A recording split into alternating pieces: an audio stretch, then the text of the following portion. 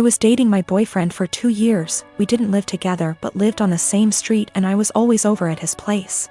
We each had kids from a previous relationship, so I wanted to take the whole living together thing slowly. But we were together all the time and I just maintained my own residence. He commuted for work, and I knew his department got a new secretary. She was younger and married and had recently had a baby. I knew they were work buddies, and I even bought a birthday gift for him to give to her. After about a year, she moved to another state. My boyfriend and I decided to move in together, and we lived together for a year when I found out that he and that secretary had some type of non-physical but still romantic relationship while they were working together. And that is why she ended up leaving, because they both realized it was not appropriate. I stumbled on old emails between them that were strange, calling each other pet names. He was calling her baby and sweetie in work emails, telling each other that they couldn't wait to see each other at work, meeting up in the cafeteria for coffee every day. He told her he loved her. She lamented that she couldn't stop thinking about him while at home. They had little quarrels. I also realized that he was still Facebook friends with her.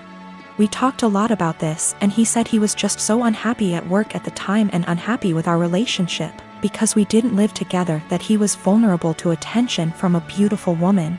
He said it never became physical, but they were very emotionally entangled at the time for many months.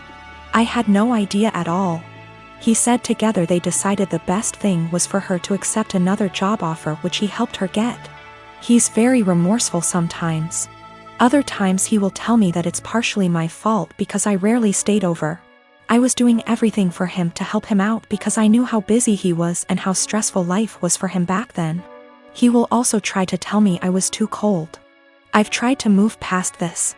I told him he needed to delete her from Facebook, and he did. It's been over a year since I found out, but I still feel so much hurt and anger if I think about it, or if something triggers me. Even something as stupid as a movie where the man is hooking up with his secretary. It's been over a year of anger, fighting, hurt and drama. The man I thought I was with is not the guy who would speak to his married secretary like that. Should I just give up? I'm tired of feeling this way. My girlfriend and I have been together for about a year. Most everything is great except one thing. If I tell her I'm sick / not feeling well / hurt, she refuses to believe me. If I have a cold, she tells me I'm faking it until it goes away and then says, "See, you are fine." I'm rarely sick, so it's never been a major issue. But she has zero sympathy when I'm sick. She grew up with hypochondriac parents who were always sick with something, often self-diagnosing themselves with fatal maladies. She has limited contact with them, and the time I met them, I was told by them that they didn't have long left to live. I get it, growing up in that household must have been awful. But what happened on Sunday just sent me over the edge. Girlfriend and my sister wanted to check out this event, and we were all supposed to go. I woke up with excruciating back pain and could barely breathe. Girlfriend got so mad at me for ruining this that she wouldn't speak to me.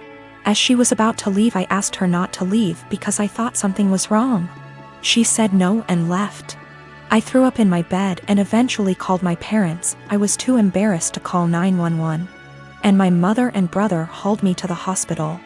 I was whisked back, and after 20 minutes I was diagnosed with kidney stones, fentanyl and gravel, and I had a CT scan and then went for a procedure to bust the kidney stones. 5 hours later and I was laying on my parents' sofa in a haze. I have never, and hope to never, feel pain like that again in my life. I was sure I was going to die. The attending in the told me it's worse than childbirth and that they've had it before, too. I didn't text my girlfriend throughout because I really didn't have the strength or foresight. I was drugged up and uncomfortable. My sister found out that I had been in the emergency room, and soon after my girlfriend called me. She was pissed off I didn't call her.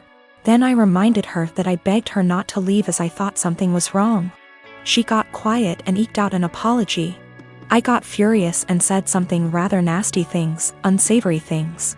In fairness, I was on dope, still sore, peeing blood, and felt like someone had punched me in the gut. Standing was incredibly painful. I needed to take 2 days off of work and school. I rested in bed, and the only thing you can think is the person who should have been there didn't even believe me. She's texted me this week a formal apology and wants one in return for saying nasty things to her. I've been avoiding her texts / calls. I've felt like shit this week and picked something up in the So I laid low, took a few days off work and relaxed. She wants to meet tonight and talk about everything, but I'm still so mad I don't know if I should hold off seeing her. Is this as big a transgression as I feel like it is? Am I blowing this out of proportion because I felt so shitty? I just am so annoyed and angry.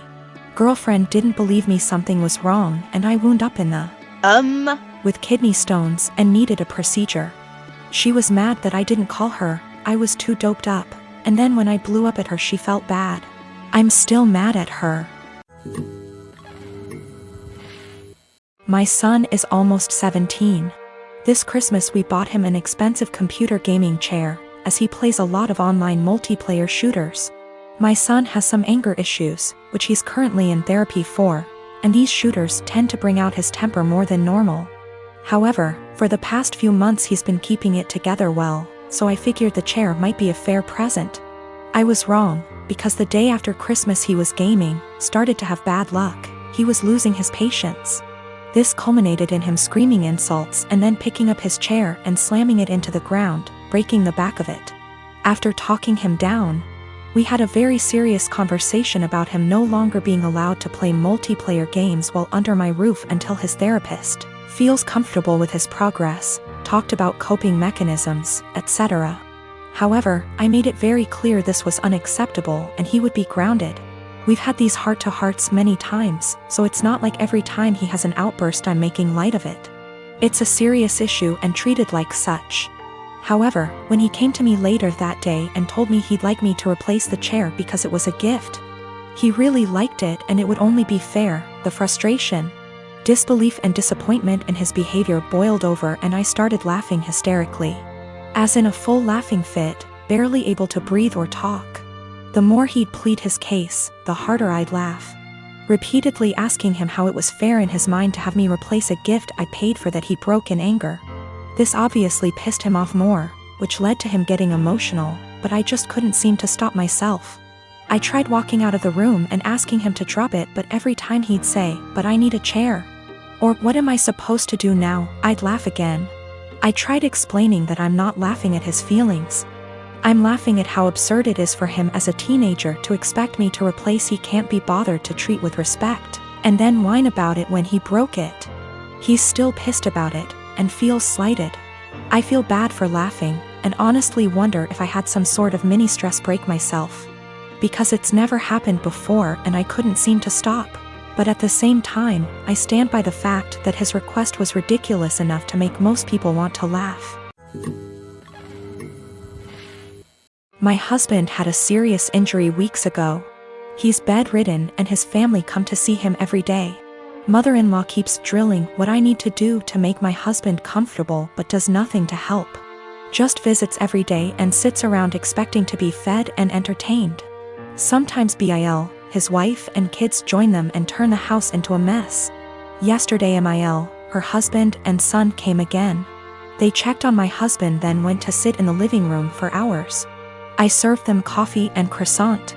Hours later my husband threw up again, second time. I had to take care of changing his clothes and cleaning the sheets to avoid infections. I was exhausted. I came downstairs and mother-in-law looked at me and asked, "Hey, where's our dinner?" I was shocked that after seeing me go up and downstairs many times and cleaning and bringing new sheets, and running the washing machine that she'd expect me to prepare dinner.